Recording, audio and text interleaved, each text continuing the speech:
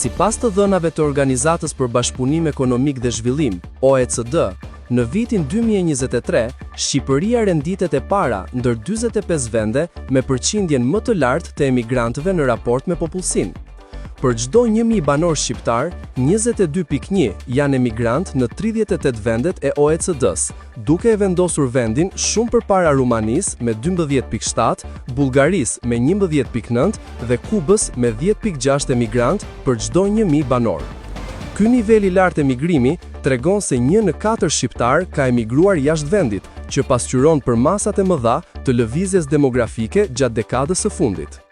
Ndryshe nga vendet me konflikte apo kriza humanitare, si Siria apo Afganistani, emigracioni shqiptar është i motivuar kryesisht nga arsye ekonomike e sociale, përfshirë mungesën e mundësive në tregun e punës, pagat e ulta dhe rritjen e kostove të jetesës. Në nivel rajonal, Shqipëria e tejkalon mesataren e rajonit dhe të Bashkimit Evropian, duke u përballur me boshatisje të popullsisë aktive, mungesë fuqie punëtore dhe plakje të shpejtë të shoqërisë.